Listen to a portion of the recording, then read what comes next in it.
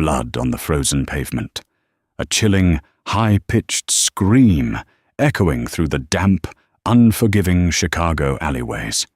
We often think of Mafia bosses as heartless monsters, untouchable men wrapped in $3,000 tailored suits with absolute ice in their veins.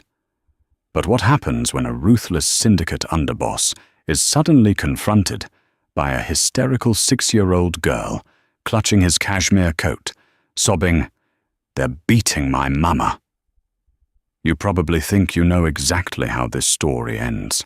A quick rescue, a hero's exit, a grateful family? You're dead wrong.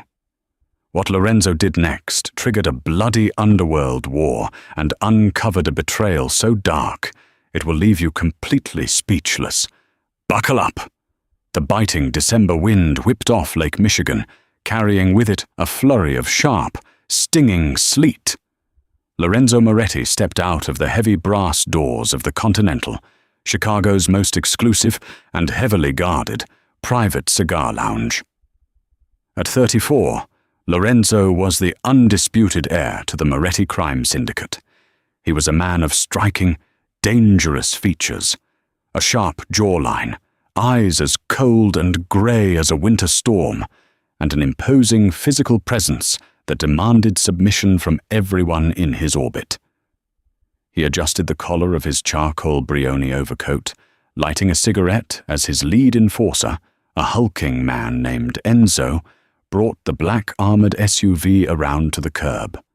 It was supposed to be a quiet night, a simple meeting with the union bosses, a few threats veiled as compromises, and then home to his empty, sprawling penthouse. But the city had a strange way of disrupting his peace. A sudden, sharp sound cut through the low hum of the idling SUV engine. It wasn't the usual siren or the screech of tires. It was a scream, raw, terrified, and heartbreakingly young. Lorenzo paused, the glowing tip of his cigarette hovering inches from his lips.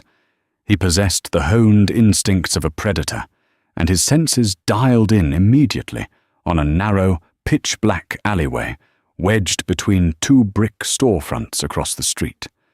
Before Enzo could even step out to open the car door, a tiny figure burst from the shadows of the alley. It was a little girl, no older than 6, wearing a thin, worn pink winter jacket that was entirely inadequate for the Chicago freeze. She was running blindly, stumbling over the icy curb, tears streaming down her freezing cheeks. She collided directly into Lorenzo's legs. Enzo's hand instantly went to the holster beneath his jacket, moving to neutralize the sudden threat. But Lorenzo raised 2 fingers, stopping him dead in his tracks. Lorenzo looked down. The child was hyperventilating, her small, bare hands grabbing desperately at the expensive fabric of Lorenzo's trousers. "Please!" she choked out, her voice breaking into a breathless sob. "Please, mister! They're beating my mama! They're going to kill her!" Lorenzo stared into the little girl's wide, terrified blue eyes. In his world, weakness was a liability. Compassion was a death sentence. Yet, something utterly inexplicable twisted in his gut. The raw, unfiltered panic in the child's voice pierced through a barricade he had spent decades building. "Enzo," Lorenzo said, his voice dropping to a low, lethal register. "Stay with the car. Keep the kid warm." Without waiting for a response, Lorenzo peeled the child's small hands from his pants, nodded to her, and stepped into the suffocating darkness of the alley. The sounds became clearer now, the sickening thud of a heavy boot connecting with soft tissue, a woman's muffled gasp of pain, a gruff, raspy voice spitting out venomous curses. "You think you can hide from us, you stupid bitch?" a man growled. "Tommy owes us a lot of green. Since he skipped town, we're collecting from you." Lorenzo's eyes adjusted to the dim light of a flickering street lamp. 2 men were standing over a woman curled into a tight, protective ball on the icy, trash-strewn ground. One was a tall, wiry degenerate wearing a ratty leather jacket, holding a baseball bat. The other, heavy-set and breathless, had his boot raised, preparing to deliver another vicious kick to the woman's ribs. The woman, Nora Hayes, was gasping for air, her blonde hair matted with blood from a fresh cut on her forehead. Despite the agonizing pain, her arms were firmly wrapped around her head, a desperate attempt to survive so she could get back to her daughter. "Hey," Lorenzo said. The single word didn't echo. It dropped into the alley like a lead weight, heavy and commanding. The two thugs froze, turning to see the silhouette of a man standing at the mouth of the alley. "Get lost, buddy," the heavy-set man spat, pulling a switchblade from his pocket. "This is private syndicate business. Walk away before you end up in the dumpster with her." A slow, dark smile crept across Lorenzo's face. It was the smile that the criminal underworld of Chicago feared more than a loaded gun. "Private business?" Lorenzo mused, taking a slow, deliberate step forward. "You're in the South Side. Everything breathing in this zip code is my business." The wiry man with the bat squinted, and as Lorenzo stepped into the pale yellow light of the lamp, the thug's face instantly drained of all color. "Oh God," he whispered, taking a stumbling step backward. "It's the Viper. It's Moretti." Panic seized them, but it was too late. Lorenzo moved with terrifying, explosive speed. He didn't carry a bat or a knife. His bare hands were deadly enough. He closed the distance in 3 strides. Before the heavy-set man could even raise his switchblade, Lorenzo shattered his wrist with a brutal, precise strike. As the man shrieked, dropping the knife, Lorenzo drove his knee squarely into his chest, collapsing his sternum. The heavy man dropped to the snow, unconscious before he even landed. The wiry thug swung the bat in a blind panic. Lorenzo ducked effortlessly, letting the momentum carry the thug forward. Lorenzo grabbed the man by the throat, hoisting him slightly off the ground, and slammed his head violently against the brick wall. The sickening crack echoed off the buildings. The thug slumped to the ground like a discarded rag doll. Silence fell over the alley, save for the ragged, shallow breathing of the woman on the ground. Lorenzo straightened his cuffs, his breathing perfectly even. He crouched down beside Nora. Her face was severely bruised, her lip split, and her clothes were torn and damp from the filthy snow. She flinched violently as he reached out. "Don't touch me," she whimpered, squeezing her eyes shut. "I'm not going to hurt you," Lorenzo said, his voice surprisingly gentle, stripping away the cold gravel that had just condemned 2 men. "Your daughter sent me." At the mention of her daughter, Nora's eyes snapped open. The maternal instinct overrode the blinding pain in her body. "Mia, is she safe?" "She's safe," Lorenzo assured her. He took off his heavy cashmere overcoat and draped it over Nora's shivering frame. The scent of cedar and expensive tobacco enveloped her. "Can you walk?" Nora tried to push herself up, but a sharp, agonizing stab in her side caused her to cry out and collapse back onto the ice. Her ribs were broken. Without another word, Lorenzo slid his arms under her knees and behind her back, lifting her effortlessly against his chest. Nora gasped, her hands instinctively clutching his tailored suit. She looked up at him, at the sharp jawline, the cold, emotionless eyes that somehow held a strange warmth for her in this moment. Who are you?" she whispered, her vision blurring as exhaustion and pain began to drag her into unconsciousness. "Right now," Lorenzo murmured, carrying her out of the alley toward the waiting SUV. "I'm the only thing keeping you alive." When Nora finally drifted back to consciousness, she didn't feel the freezing, jagged ice of the alley beneath her. Instead, she was surrounded by absolute, suffocating softness. She forced her heavy eyelids open. The room was expansive, bathed in the soft, warm glow of ambient lighting. She was lying in a massive, 4-poster bed, draped in high thread-count silk sheets. Through floor-to-ceiling windows, she could see the glittering skyline of downtown Chicago, stretching out like a sea of diamonds. Panic, sudden and violent, seized her throat. Where was she? Where was Mia? She tried to sit up, but a sharp pain lanced through her ribs. She let out a sharp hiss, clutching her side. As she moved, she realized she was no longer wearing her torn, bloodied clothes. She had been changed into an oversized, impossibly soft button-down shirt. Her ribs were tightly and professionally bandaged. Careful. You have 3 fractured ribs and a mild concussion. Nora's head snapped toward the corner of the room. A man sat in a leather armchair, half hidden in the shadows. It was him. The man from the alley. He was no longer wearing his suit jacket. His white dress shirt was unbuttoned at the collar, the sleeves rolled up to reveal thick forearms corded with muscle and heavily inked with intricate, dark tattoos. He was swirling a glass of amber liquid, watching her with intense, unblinking grey eyes. "Where is my daughter?" Nora demanded, her voice raspy and desperate.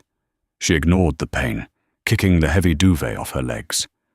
"If you touched her, I swear to God I will." "She's in the next room, asleep," Lorenzo interrupted calmly, taking a slow sip of his bourbon. She ate 2 bowls of macaroni and cheese, watched an hour of cartoons on an 80-inch screen, and passed out. She doesn't have a scratch on her. Nora froze, her chest heaving as she processed the information. She looked around the opulent room, then back at the man. The reality of the situation began to settle in like a cold dread. The luxury of the room, the terrifying efficiency with which he had dismantled those men in the alley, the dark tattoos. "Who are you?" Nora asked again, her voice shaking this time. Lorenzo stood up slowly, the sheer size of him dominating the massive bedroom. He walked over to the edge of the bed, placing his glass on the nightstand. "My name is Lorenzo Moretti." Nora stopped breathing. The blood drained from her face. Everyone in Chicago knew that name. He was the underboss of the Moretti family, an organized crime syndicate that controlled the docks, the unions, and half the politicians in the state. The media called him a businessman. The streets called him the Reaper. "Oh my God," Nora whispered, shrinking back against the headboard, pulling the sheets up to her chin. You're Mafia." Lorenzo didn't deny it. He didn't flinch. "I am a lot of things, Nora. But right now, I am your host. My personal physician, Dr. Aris, patched you up. He says you need to rest for at least 48 hours. "I can't stay here," Nora said, pure survival instinct kicking in. "I need to get my daughter and leave. We can't be involved with someone like you." Lorenzo's expression hardened, a dangerous edge creeping into his voice. "And go where? Back to your apartment. Do you think those men were just random muggers? They knew your name. They knew your ex-husband's name." Nora flinched as if struck. Lorenzo leaned over, planting a hand on either side of her on the mattress, caging her in. His face was inches from hers, radiating an intoxicating mix of danger and masculine heat. "Those men in the alley were bottom feeders," Lorenzo said softly. "But they work for someone much higher up. You leave this penthouse, you'll be dead before the sun comes up. And what happens to little Mia then?" Tears welled in Nora's eyes. She hated that he was right. She hated that she was entirely at the mercy of a monster to save her from other monsters. "Why are you doing this?" she asked, a tear slipping down her bruised cheek.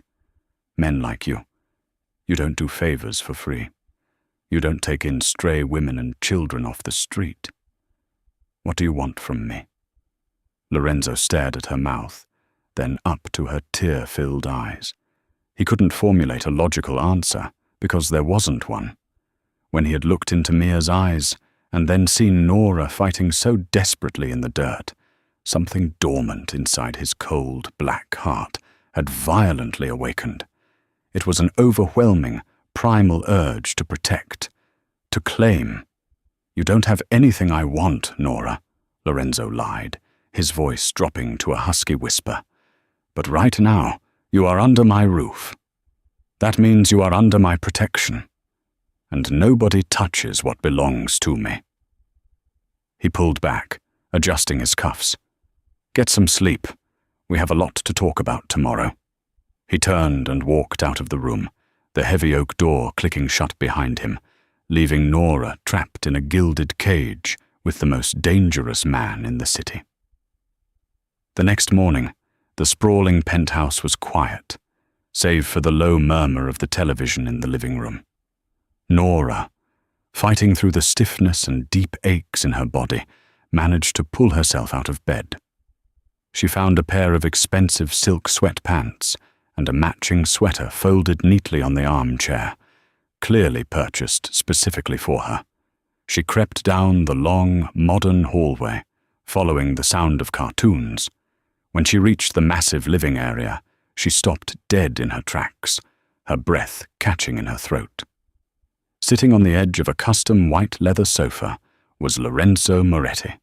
He was dressed flawlessly in a sharp navy suit, looking every inch the ruthless Mafia boss. Yet, sitting right beside him, completely unbothered by his terrifying aura, was Mia. The little girl was holding a coloring book, animatedly explaining the concept of a purple unicorn to a man who routinely ordered hits on his rivals. Lorenzo was listening intently, nodding slowly, a bizarre, soft expression resting on his usually stony features. Nora felt a strange, conflicting flutter in her stomach. It was terrifying how easily this lethal man had disarmed her child. "Mama!" Mia cheered, spotting Nora. She bounded off the sofa and ran to her. Nora dropped to her knees, wincing in pain, and wrapped her arms tightly around her daughter. She buried her face in Mia's hair, breathing in her scent. "Are you okay, baby?"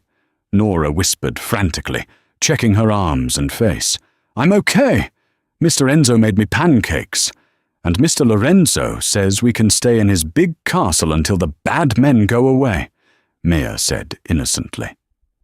Nora looked up over Mia's shoulder. Lorenzo had stood up, his hands slipped into his trouser pockets. He was watching the reunion with an unreadable expression. "Mia," Lorenzo said, his voice surprisingly gentle. "Why don't you go into the kitchen and ask Enzo if he has any of that chocolate ice cream left?" Mia's eyes went wide. "Ice cream for breakfast? In this house, yes." Lorenzo smiled faintly. Mia sprinted toward the kitchen, yelling for the massive, scarred bodyguard. Once the child was out of earshot, the atmosphere in the room instantly shifted, growing heavy and suffocatingly tense. Lorenzo walked over to a marble wet bar and poured a black coffee, sliding it across the counter toward Nora. She stood up, wrapping her arms around her sore ribs, and approached cautiously. "Sit," he commanded, pulling out a bar stool. It wasn't a request. Nora sat down, her fingers trembling slightly as she wrapped them around the warm ceramic mug. "I had my men do some digging while you were asleep," Lorenzo began, his tone strictly business now. The softness he had shown Mia was completely gone. "Your ex-husband, Tommy Hayes." Nora closed her eyes, a wave of disgust and fear washing over her. "We've been divorced for 2 years.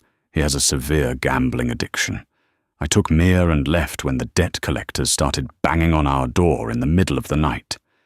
"He didn't just borrow from standard loan sharks, Nora," Lorenzo said, leaning against the counter, his grey eyes pinning her down.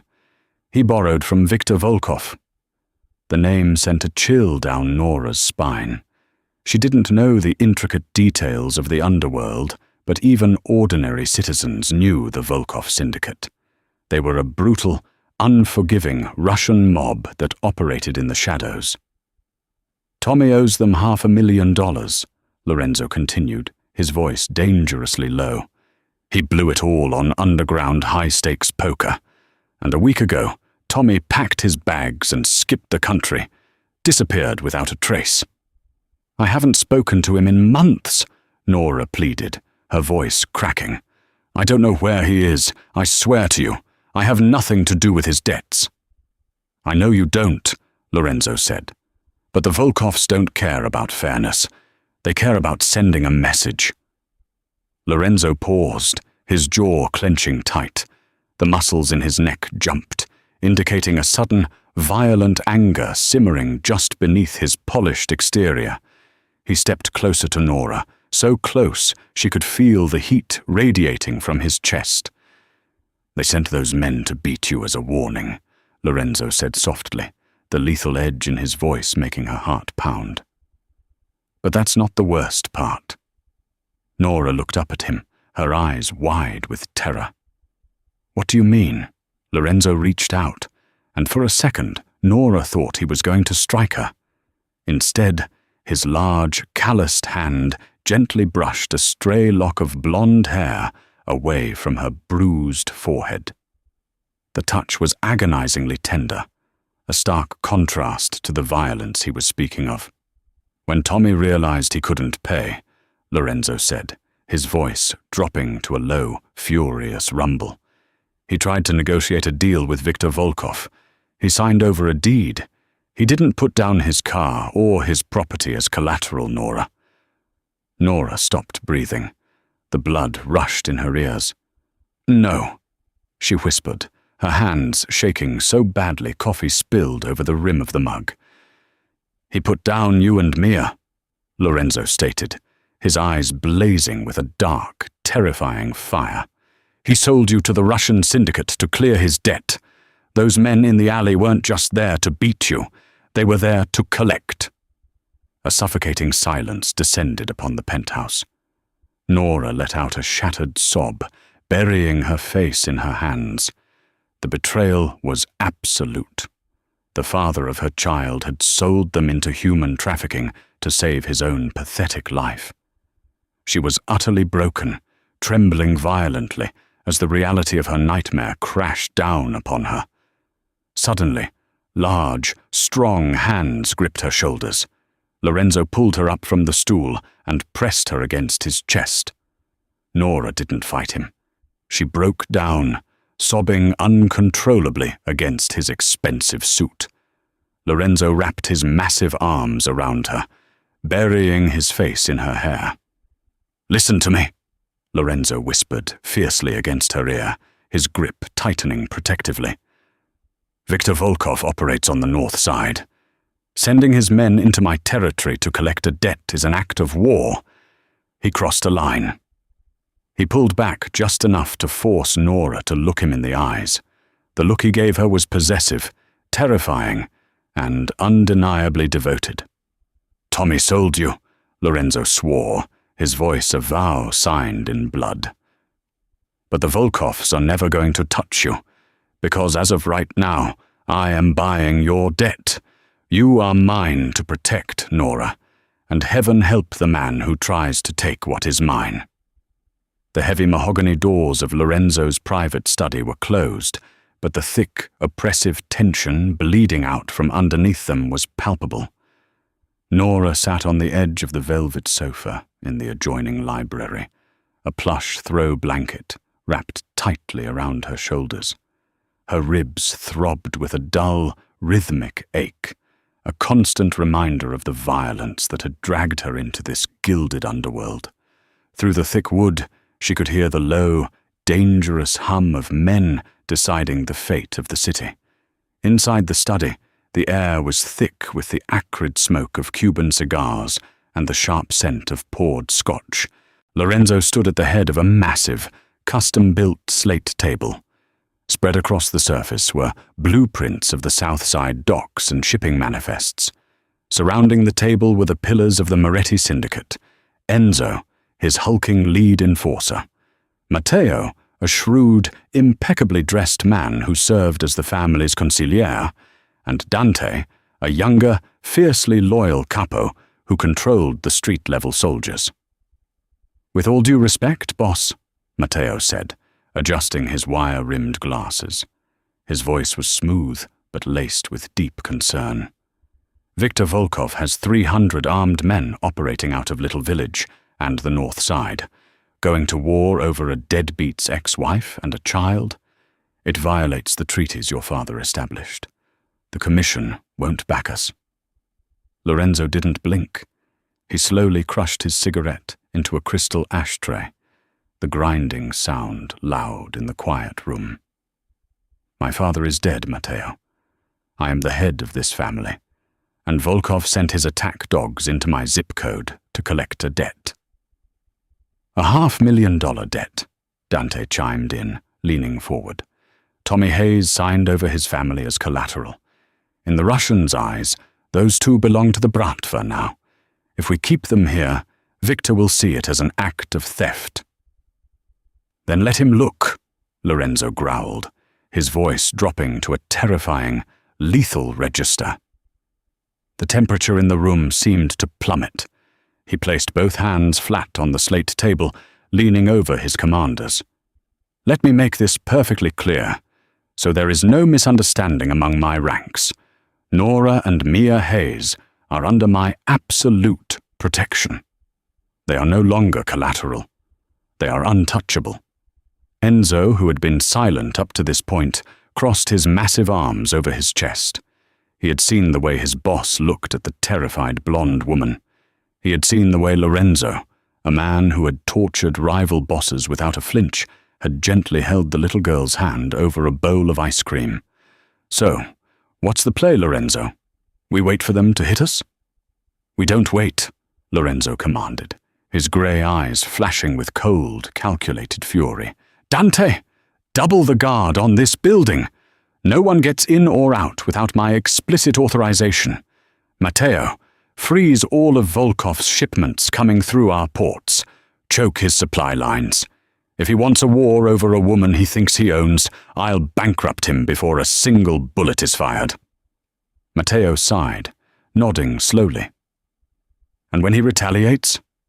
"He will," Lorenzo said smoothly, a dark, predatory smile curving his lips. "And when he does, we bury him."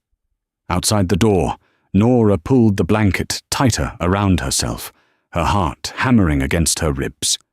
She was the spark that was about to ignite Chicago. A man she had met less than 24 hours ago was preparing to dismantle an entire Russian crime syndicate just to keep her and her daughter safe.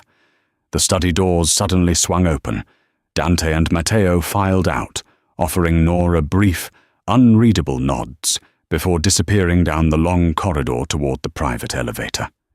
Enzo lingered for a moment, giving her a reassuring, albeit intimidating, half-smile before following them out. Lorenzo stepped into the doorway, rolling down the sleeves of his dark dress shirt.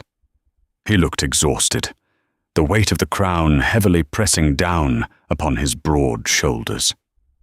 He walked over to where Nora was sitting and took a seat on the coffee table directly in front of her, his knees brushing against hers. "You heard," he stated quietly. "I heard enough," Nora whispered, staring down at her trembling hands. "Lorenzo, you can't do this. You're risking your empire, your men's lives. For what? We are strangers."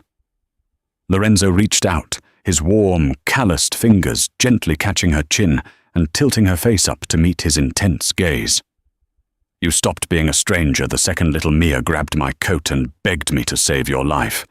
In my world, Nora, loyalty and ownership are everything. Tommy threw you to the wolves. I'm just slaughtering the wolves." "But why?" Nora pleaded, a tear escaping and trailing down her cheek. "I have nothing to offer a man like you." Lorenzo's thumb softly brushed the tear away, his touch burning a trail of heat across her skin. "You underestimate your own value, Nora, and you severely underestimate my capacity to take exactly what I want. Right now, I want you alive. Try to rest." Tonight is going to be a long night. The storm broke at 2 a.m. Nora was lying awake in the massive guest bedroom, staring at the ceiling, listening to the soft, rhythmic breathing of Mia, who was sound asleep beside her. The penthouse was dead silent, but it was the heavy, suffocating silence that precedes a hurricane. Suddenly, the encrypted red phone on Lorenzo's desk down the hall began to ring. It was a harsh, jarring sound that cut through the quiet like a knife. Nora slipped out of bed, her bare feet padding silently against the heated hardwood floors. She cracked the bedroom door open just in time to see Lorenzo striding down the hallway. He was no longer in his tailored suit. He wore black tactical cargo pants, combat boots, and a tight black t-shirt that clung to the heavy slabs of muscle on his chest and arms. He strapped a Kevlar vest over his torso and slid 2 Glock 9s into his shoulder holsters. He answered the red phone, his voice a low, gravelly bark. "Report." Nora held her breath, leaning against the doorframe. "How many casualties?" Lorenzo asked, his jaw clenching tight. A muscle ticked in his cheek. "Fine. Lock down the south warehouse. I'm on my way." He slammed the receiver down.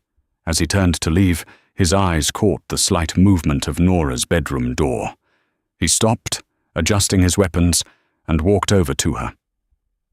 "Volkov hit one of our secondary supply warehouses," Lorenzo said, his voice stripped of any warmth.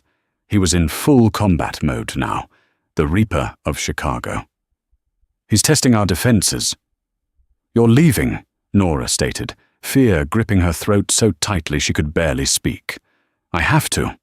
"A boss who doesn't bleed with his men isn't a boss," Lorenzo replied. He reached into the waistband of his tactical pants and pulled out a sleek, compact 9mm pistol. He held it out to her, handle first. Nora stared at the weapon, horrified. "I don't know how to use that." "Safety is off. Point and pull the trigger," Lorenzo instructed coldly. He took her hand and physically wrapped her trembling fingers around the grip. "My men have the perimeter locked down, but if anyone who isn't me or Enzo walks through that bedroom door, you empty the magazine into their chest. Do you understand me?" Nora swallowed hard, nodding slowly. "Come back." The words slipped out before she could stop them. Lorenzo's cold exterior fractured for a fraction of a second. He reached out, his hand tangling in her loose blonde hair, pulling her slightly closer. "I always come back," he murmured, his breath hot against her cheek. And then he was gone. The next 3 hours were the longest of Nora's life. She sat on the floor beside the bed, the heavy gun resting in her lap, her eyes fixed entirely on the heavy oak door. Every creak of the building, every gust of wind against the floor-to-ceiling windows made her jump. Just past 5 a.m., the heavy metallic clank of the private elevator echoed through the penthouse. Nora scrambled to her feet, raising the gun with shaking hands, aiming it squarely at the bedroom door. The door handle turned slowly. "Nora, it's me." Lorenzo's voice was rough, exhausted, and strained. Nora instantly dropped the weapon, practically flying across the room and pulling the door open. Lorenzo leaned heavily against the doorframe. He looked like he had walked through hell. His face was smeared with soot and dirt, his knuckles were split and bleeding, and there was a dark, spreading stain of crimson blooming across the left side of his grey shirt, just below where the Kevlar vest ended. "Oh my God!" Nora gasped, catching him by his good arm as he stumbled forward. "You're shot." "It's a through and through," Lorenzo grunted, letting her guide him toward the master bathroom. "Missed the vital organs, fleshy part of the side. Volkov's men are dead. The warehouse is secure." "Sit down," Nora commanded, her maternal, caretaker instincts completely overriding her fear of the man. She forced him down onto the edge of the massive marble bathtub. She scrambled to find the first aid kit Dr. Aris had left behind.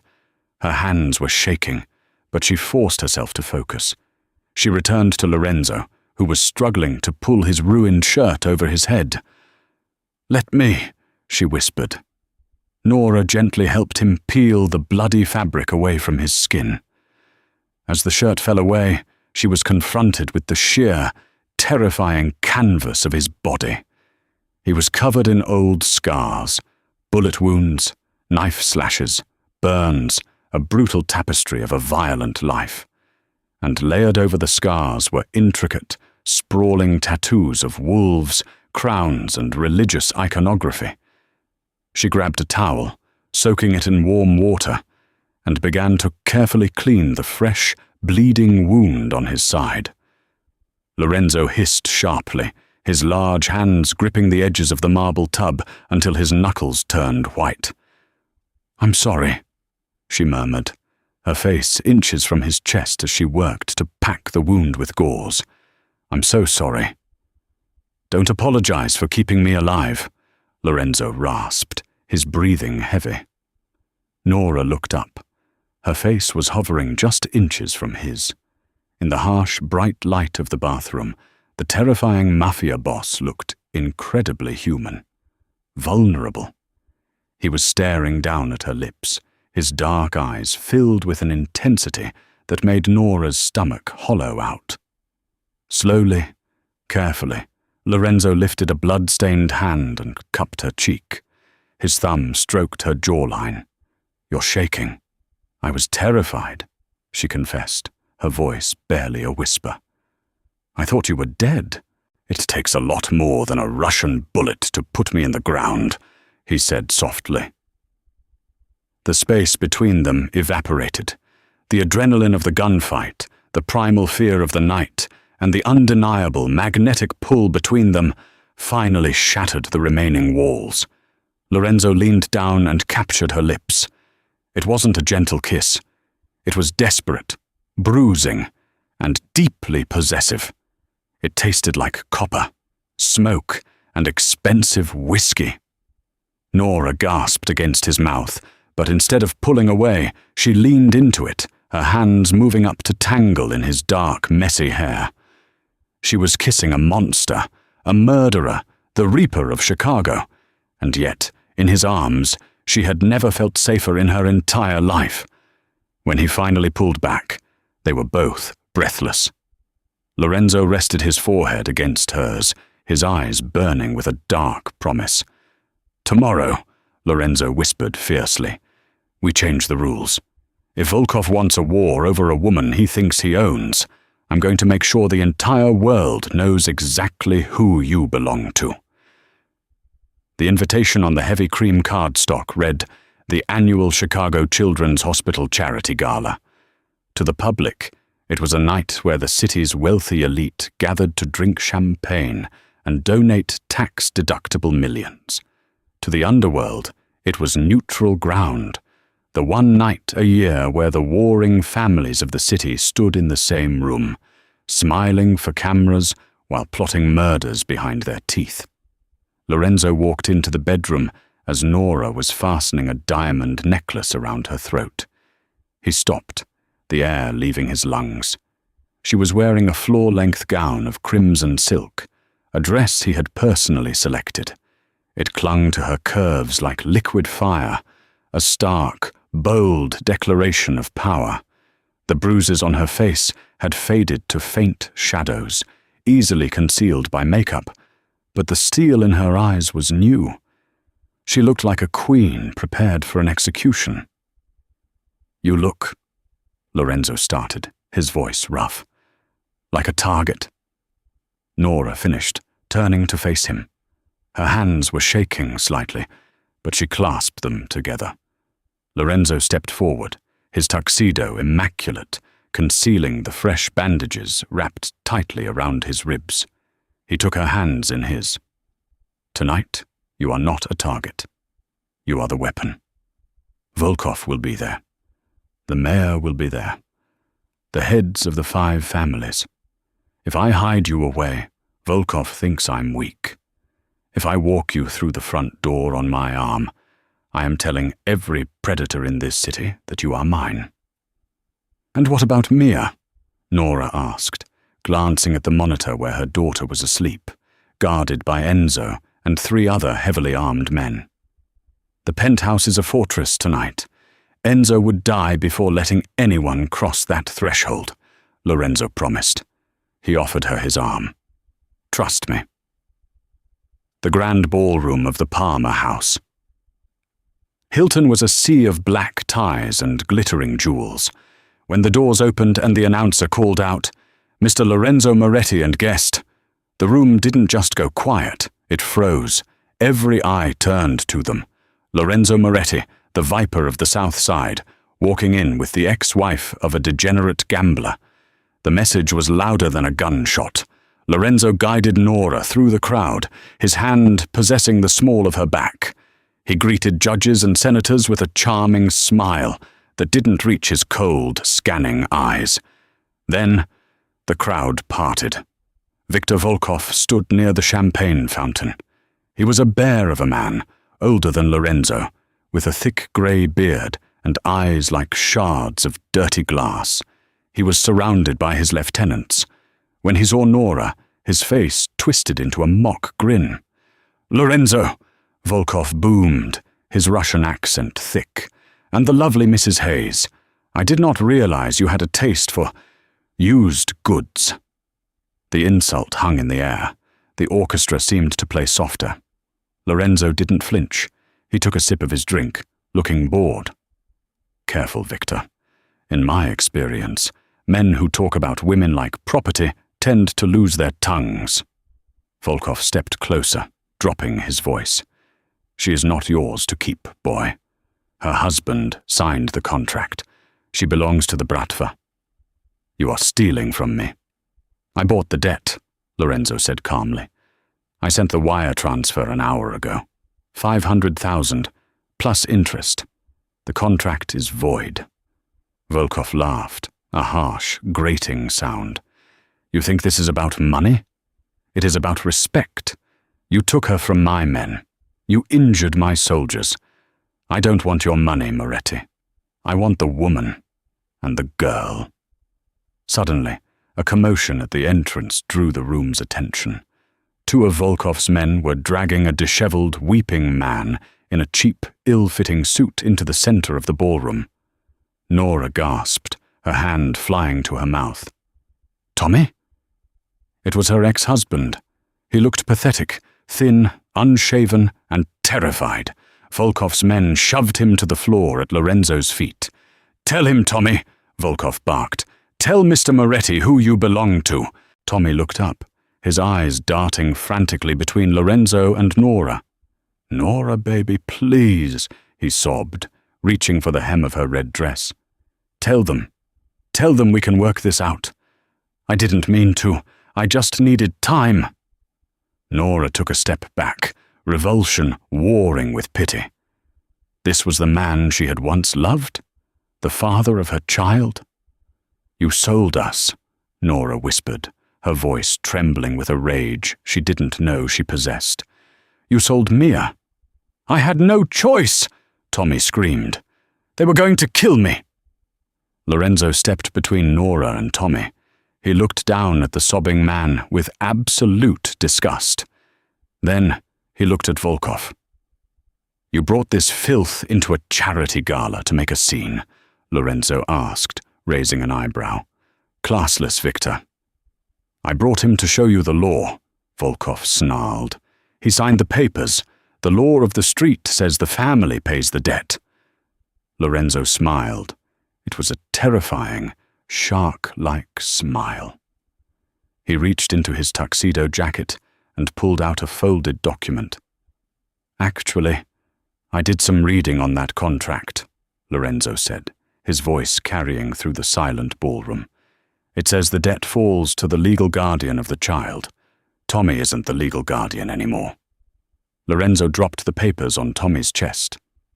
"I had my lawyers fast-track a petition this morning. Since Tommy abandoned his child and fled the country, his parental rights have been terminated in absentia. And since Nora is now under my protection, and we are Engaged! Nora's head snapped up. Engaged! Lorenzo pulled a massive diamond ring from his pocket, a family heirloom, and slid it onto Nora's finger before she could protest. He looked at Volkov. That makes Mia my stepdaughter. And if you ever threaten a member of the Moretti family again, I won't just burn your warehouses, Victor. I will burn your entire lineage to the ground. The room erupted in whispers. Volkov's face turned a violent shade of purple. He had been outmaneuvered in front of the entire city. To attack now would be suicide. This isn't over, Moretti, Volkov spat, signaling his men. They hauled the screaming Tommy Hayes up and dragged him out the back exit. Enjoy your victory lap. The night is young. Lorenzo wrapped his arm around Nora, pulling her tight against his side. Smile, darling, he whispered in her ear. We just won the battle, but the war starts on the way home. Rain lashed against the bulletproof glass of the heavily armored SUV in relentless, freezing sheets. The convoy of 3 black vehicles tore through the slick streets of downtown Chicago, leaving the glittering Palmer House Hilton and the stunned high society inside, far behind. Inside the middle SUV, the heavy silence was a living, breathing entity. Nora sat rigidly in the plush leather seat, the massive diamond ring on her left hand catching the intermittent flash of passing streetlights. It felt heavier than a shackle, yet strangely, it was the only thing keeping her anchored to reality. Lorenzo sat beside her, his posture unyielding. His tuxedo jacket was discarded, revealing the Kevlar vest strapped tightly over his chest. His stormy grey eyes remained locked on the rearview mirror, tracking the headlights, trailing them in the torrential downpour. He reached out, his large, calloused hand enveloping hers, offering a silent, grounding strength. Victor won't just let us walk away, Nora whispered, the tremble in her voice betraying the steel she had shown in the ballroom. You humiliated a Bratva boss in front of Mayor Thomas Harrison and the heads of the 5 families. He has to retaliate. I'm counting on it, Lorenzo replied, his voice a low, dangerous rumble. He unholstered his Glock 19, checking the magazine with practiced, terrifying efficiency. He's a proud, predictable animal. He'll try to box us in where we have no leverage. He'll hit us at the river. The words had barely left his mouth when the world erupted in a blinding flash of orange and yellow. A deafening roar shattered the night as the lead SUV was struck by a shoulder-fired rocket. The force of the explosion sent the massive 2-ton vehicle flipping into the air, raining twisted, flaming metal across the rain-slicked asphalt of the Dearborn Street Bridge. Ambush! Brace! Enzo roared from the driver's seat, slamming on the brakes. The tires screamed against the wet road as their SUV skidded sideways, slamming violently into the thick steel guardrail of the bridge. Gunfire instantly rained down on them, the heavy thud of automatic rounds peppering the reinforced chassis like a deadly hailstorm. Black tactical vans swarmed the rear, blocking the exit and cutting off any hope of retreat. They were pinned completely over the churning, icy waters of the Chicago River. Enzo, suppressive fire. Dante, secure the perimeter. Lorenzo barked into his encrypted comms. He turned to Nora, his face a mask of lethal focus. He unclipped a spare 9mm from his tactical belt and pressed it into her trembling hands. Stay low. If the door opens and it isn't me, you pull this trigger until it clicks empty. Do you understand? Don't leave me, she gasped, her fingers wrapping around the cold steel of the grip. Never, he promised, pressing a fierce, bruising kiss to her forehead. Lorenzo kicked his door open, rolling out into the chaotic crossfire. The bridge was a literal war zone. Smoke mingled with the freezing rain, obscuring the rapid muzzle flashes that lit up the darkness. Lorenzo moved with the terrifying grace of an apex predator. He returned fire with deadly precision, dropping 2 advancing mercenaries before they could even aim their weapons. Enzo was already out, using the smoking engine block of the front vehicle as cover, his heavy assault rifle laying down a punishing wall of lead. But there were simply too many of them.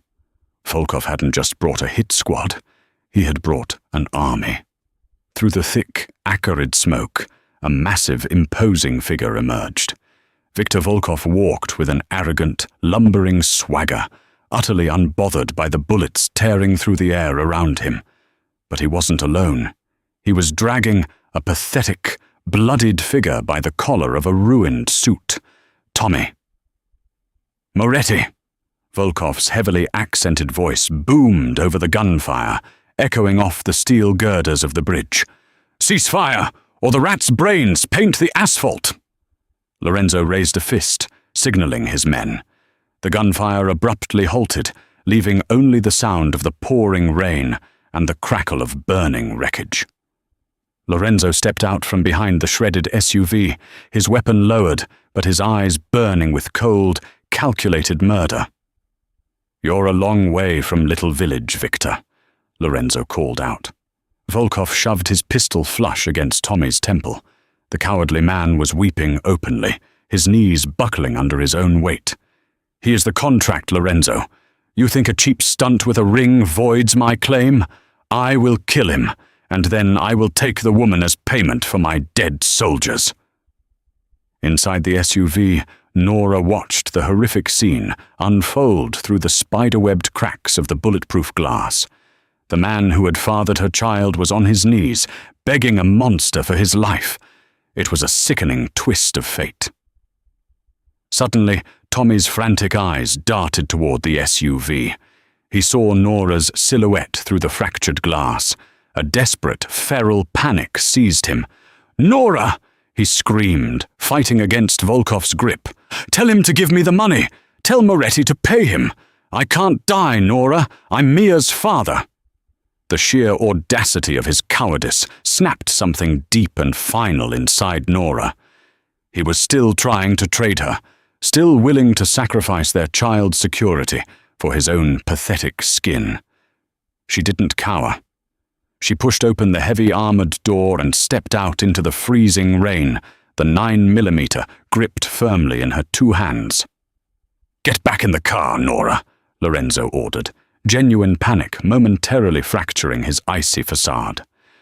"No," Nora said. Her voice was eerily calm, cutting sharply through the storm. She leveled the gun, pointing it directly at the 2 men. "He isn't a father. He's a ghost." Volkov laughed, a cruel, barking sound that rattled in his chest. "The little bird has teeth. What are you going to do, woman? Shoot me?" Tommy saw his opening. As Volkov laughed, the Russian's grip slightly loosened. In a final, desperate act of self-preservation, Tommy lunged backward, ripping a hidden combat knife from Volkov's tactical belt. But he didn't aim for the Russian boss. He spun around, charging directly at Nora, intending to take her hostage to negotiate his own exit out of the slaughter. "You owe me, you bitch!" he shrieked. Time seemed to fracture into slow motion. Lorenzo raised his weapon, but Tommy was too close to Nora, the line of sight dangerously compromised. Nora didn't hesitate. She didn't flinch. The maternal instinct to protect her child from this parasite once and for all overrode every ounce of fear in her body. She pulled the trigger. Bang! The gunshot was deafening. Tommy stopped dead in his tracks, his eyes wide with absolute, uncomprehending shock. He looked down at the blossoming red stain spreading across the center of his chest, then collapsed heavily onto the wet pavement, the knife clattering uselessly away into the gutter. Volkov roared in utter fury, raising his weapon toward Nora. "You stupid whore!" But Lorenzo was already moving. The brief distraction cost Volkov his life. Lorenzo closed the distance in a blur of terrifying speed, tackling the massive Russian mobster before he could even squeeze the trigger. The 2 heavyweights slammed violently into the concrete barrier. The gun was knocked from Volkov's hand, skidding into the darkness. The confrontation devolved into a brutal, bare-knuckle brawl. Volkov landed a sickening, heavy punch directly to Lorenzo's wounded ribs, drawing a sharp hiss of pain from the underboss.